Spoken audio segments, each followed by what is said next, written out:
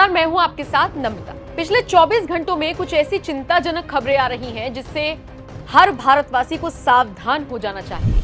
मंगलवार शाम करीब 7 बजे भारत पाकिस्तान इंटरनेशनल बॉर्डर पर पाकिस्तान की ओर से अचानक फायरिंग की गई। इस फायरिंग में बीएसएफ के 2 जवान शहीद हो गए।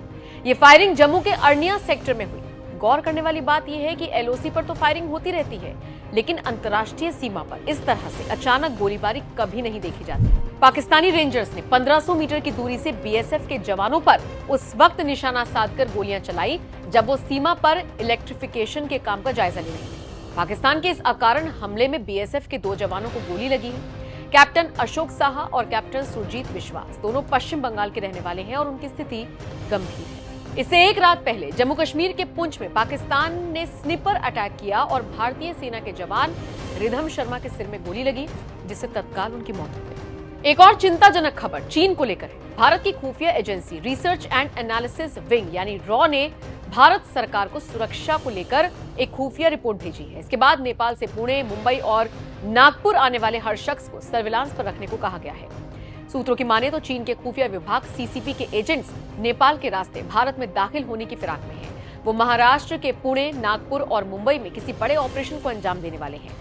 क्या इन 2 घटनाओं के बीच कोई कनेक्शन है? एक और पाकिस्तान का बॉर्डर पर अचानक से गोलीबारी करना, वो भी अंतर्राष्ट्रीय सीमा पर जहां सीज फायर है, और दूसरी तरफ चीन के एजेंट्स की भारत में एंट्री। सुरक्षा एजेंसियों का कहना है कि बॉर्डर पर अचानक हमला ध्यान भटकाने की साजिश हो सकती है।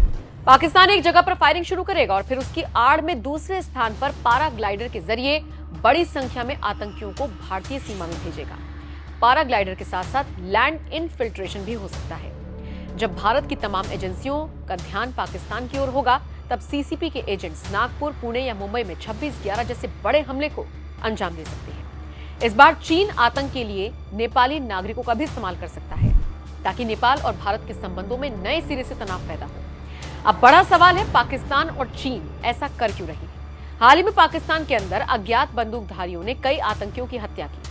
पाकिस्तान का आरोप है कि इन अज्ञात बंदूकधारियों के पीछे रॉ एजेंट्स का हाथ है। पाकिस्तानी फौज का कहना है कि रॉ एजेंट्स का कोवर्ट ऑपरेशन है। पाकिस्तान इन सारी हत्याओं का बदला लेना चाहता है ताकि रॉ आगे से पाकिस्तान के अंदर ऐसी हिमाकत ना कर सके। अब आते हैं चीन पर। हाल ही में चीन के ब्लॉगर और एक पत्रकार ने ही खुलासा किया था कि कनाडा में हरदीप सिंह निज्जर की हत्या के पीछे चीन का हाथ था। सीसीपी एजेंट्स निज्जर की हत्या कर भारत और कनाडा के संबंध खराब करना चाहते थे। यहाँ भी यही साजिश हो सकती है। भारत में आतंक फैलाएंगे सीसीपी के नेपाली एजेंट्स और संबंध खराब होंगे भारत और नेपाल के बीच। रॉ का दावा है कि ये चीन पाकिस्तान का जॉइंट ऑपरेशन होगा, जिसमें भारत को 3 मोर्चों पर लड़ना होगा।